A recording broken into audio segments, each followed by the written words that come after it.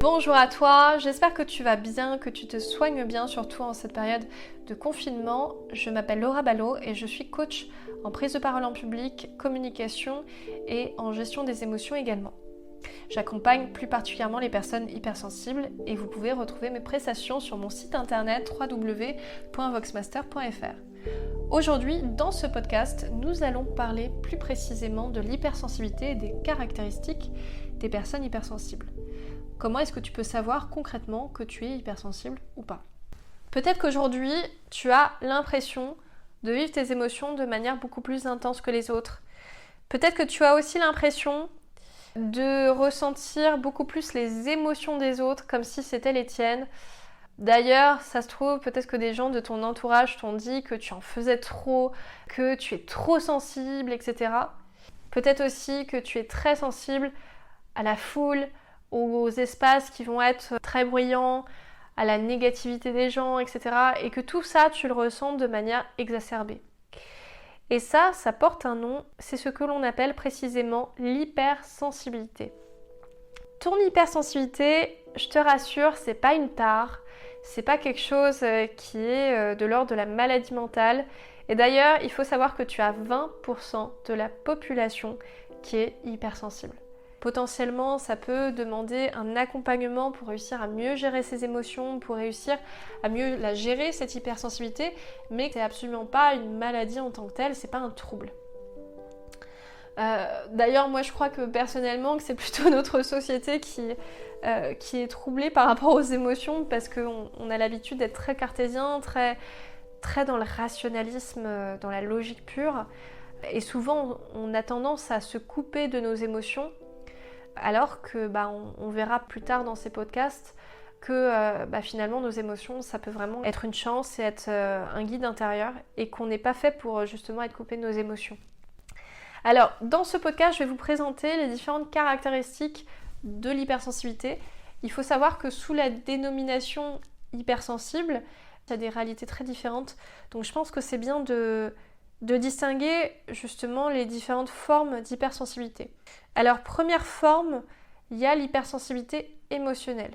C'est un petit peu l'hypersensibilité comme on la connaît, c'est-à-dire que l'hypersensibilité émotionnelle, ça va être une réaction accrue aux stimuli de notre environnement, une réponse émotionnelle qui va être presque considérée comme disproportionnée entre la situation réellement vécue et derrière la réponse émotionnelle qui est apportée.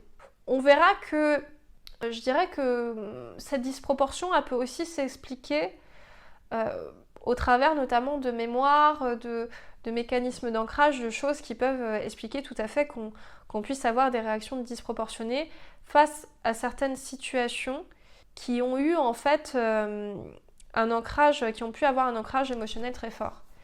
Par exemple, je sais pas si quand j'étais petit, j'étais battue par mon père ou quoi, peut-être que, je sais pas, un moment à l'école, quand une personne va lever la main, je vais me mettre à fondre en larmes. Donc objectivement, si je regarde la situation en tant que telle, elle va me paraître disproportionnée, mais peut-être qu'en réalité, ça sera juste une mémoire en fait que je vais avoir eue dans mon enfance qui va rappeler ce souvenir-là et qui va faire que je vais avoir une réaction assez extrême dans cette situation. Donc voilà pour l'hypersensibilité émotionnelle. Donc très souvent en fait, cette hypersensibilité émotionnelle, elle va être vécue un petit peu comme des débordements, et elle est souvent assez difficile à gérer. Souvent on a peur aussi du regard des autres par rapport à cette hypersensibilité, et donc elle peut aussi être contenue par les personnes hypersensibles, un petit peu comme si on se construisait un masque, un bouclier par rapport aux autres, parce qu'on a peur aussi de la réaction des autres par rapport à cette hypersensibilité, en considérant finalement que c'est un peu comme une vulnérabilité, c'est un peu comme si on dévoilait notre faiblesse, même si je déteste ce terme. C'est un peu vécu comme si on dévoilait notre faiblesse aux autres, en fait. Alors qu'on verra qu'au contraire, je pense que ça peut être une force incroyable. Ça, c'était du coup pour l'hypersensibilité émotionnelle. Deuxième sous-catégorie, je dirais, de l'hypersensibilité, ça va être l'hypersensibilité sensorielle. Alors, il faut savoir qu'on peut très bien avoir une hypersensibilité émotionnelle sans avoir d'ailleurs une hypersensibilité sensorielle. C'est deux choses qui vont pas forcément de pair. Alors l'hypersensibilité sensorielle, ça va être quand nos 5 sens vont être vraiment hyper stimulés. Dès qu'on va être en fait dans un environnement où il va y avoir des bruits forts, ou même un environnement simplement qui est pollué, ou un environnement où il y a du monde, où il y a du bruit, de la foule, etc., on va se sentir comme agressé. On va avoir l'impression presque d'étouffer, presque de sentir mal en fait. Et je sais que moi ça m'est arrivé très fréquemment, notamment quand j'étais plus jeune. Oula, j'ai l'impression d'être vieille quand je dis ça. Oulala. Quand j'étais plus jeune en tout cas, et que j'allais en discothèque et tout, j'avais cette impression en fait de... C'était limite une souffrance pour moi, quoi. J'avais l'impression que c'était trop fort, qu'il y avait trop de monde, j'avais besoin de sortir à un certain moment. Et en fait, progressivement, je me suis dit, mais pourquoi est-ce que je m'inflige ça, en fait? Pourquoi est-ce que je vais en discothèque juste pour faire cool, pour être dans la tendance, entre guillemets, si juste ça me fait pas plaisir, en fait? Et très souvent, quand on est dans des environnements comme ça, très bruyants, on le vit limite comme une agression. Pour moi, c'est vraiment comme ça que je le vivais. J'avais ce sentiment que l'environnement m'agressait, quoi. Donc ça, c'est pour le deuxième type. Troisième type d'hypersensibilité, ça va être l'hyperempathie. L'hyperempathie, en quelques mots, c'est quand tu vas avoir une personne en face de toi et que tu as du mal, par exemple, à distinguer ce qui est de l'ordre de tes propres émotions à toi et ce qui est de l'ordre des émotions des autres. C'est-à-dire que y a cette tendance en fait à s'assimiler à l'émotion des autres et limite à les confondre même avec ses propres émotions. C'est-à-dire que par exemple, je sais pas, je vais rentrer dans une réunion, je vais avoir plein de personnes qui vont être super négatives et je vais ressortir de la réunion mais je vais être vraiment totalement down, quoi. Je vais être totalement troublée, je vais avoir l'impression que cette négativité limite m'a contaminée. Et moi, c'est un peu ce qui m'est arrivé pendant une semaine où j'étais chez ma belle-mère. Voilà, je raconte ma life, c'est parti. Où j'avais justement cette impression d'être constamment contaminée par de la négativité, de devenir carrément irritable parce que j'en pouvais plus, que je me prenais toute cette négativité en fait en pleine face. Et pour moi, je le vivais presque comme une violence, comme un truc où je me disais, mais pourquoi en fait elle me balance autant de négativité, mais enfin, je le supportais juste pas, quoi, en fait. Et à ce moment-là, c'est important, enfin, pour moi, une solution que j'ai trouvée, c'était vraiment de réussir à mettre mes limites et à dire à un certain moment, bah stop, en fait. Là, si tu veux, toute la violence que tu m'envoies, bah c'est juste pas possible.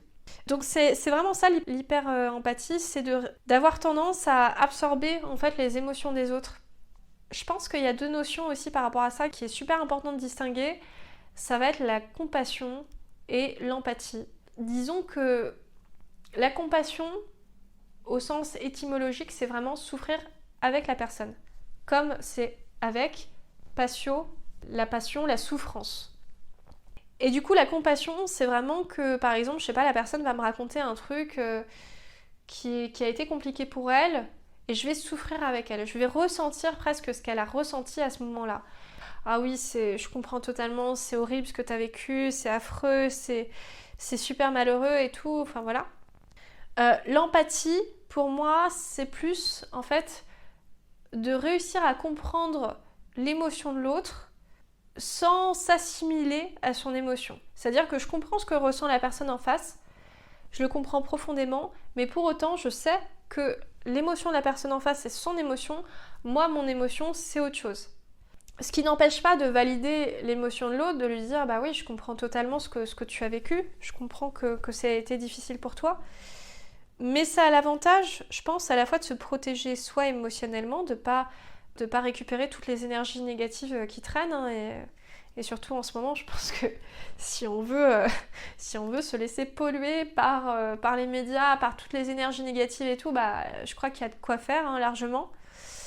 Donc c'est à la fois une protection pour soi et même pour l'autre, en fait.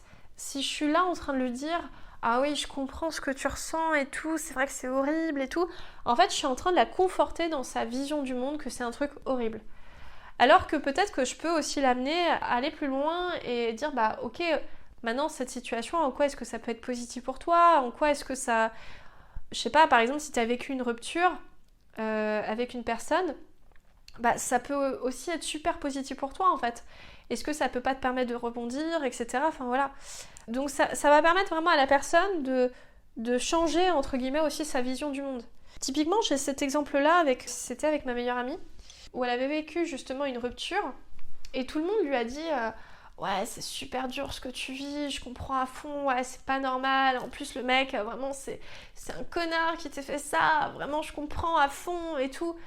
Et moi, en fait, j'étais la seule à lui dire ok, écoute, bah ouais, je comprends ce que t'as vécu, je sais ce que ça peut être une rupture, moi aussi je l'ai vécu et tout, et je sais qu'effectivement c'est pas évident.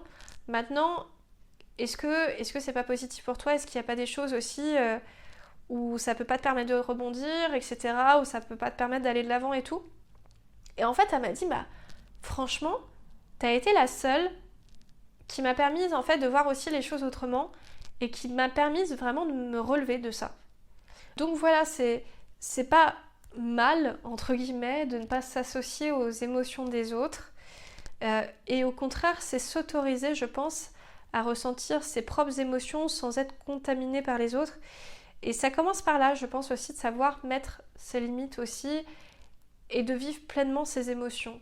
C'est que si on a peur de les vivre, parce qu'on a peur aussi à la fois du regard de l'autre ou d'être contaminé par les émotions des autres, je pense que c'est dur dans ce cas-là de laisser place à ses propres émotions et de les vivre vraiment. Vraiment, le message que j'ai envie de faire passer, c'est que l'hypersensibilité, ça peut être un réel atout et vraiment, ça peut vous apporter des choses extraordinaires. Que c'est de ne pas rester au stade où je suis victime de mon hypersensibilité, où c'est compliqué, mais pour aller plus loin et pour se dire, mon hypersensibilité, ça peut être une chance formidable. Et ça peut me permettre, en fait, si j'arrive à mieux gérer mes émotions, justement, de les libérer, ces émotions, de faire en sorte qu'elles me guident aussi. Donc c'est important de réussir à les accepter, de développer mon intuition, de développer mon énergie, mes capacités extrasensorielles, de percevoir même des choses que les autres n'arrivent pas à voir. Et ça, pour moi, je trouve que c'est un super pouvoir incroyable qu'on peut avoir entre ses mains. Donc vraiment, ce super pouvoir, n'hésitez pas à l'exploiter, à aller à fond dedans et je peux vous assurer que quand on arrive à bien vivre avec son hypersensibilité, c'est une force qu'on a et ça peut être vraiment superbe. Donc je vous remercie en tout cas de m'avoir écouté. Je vous souhaite une très belle journée à vous et je vous dis à très vite pour le prochain épisode. Au revoir.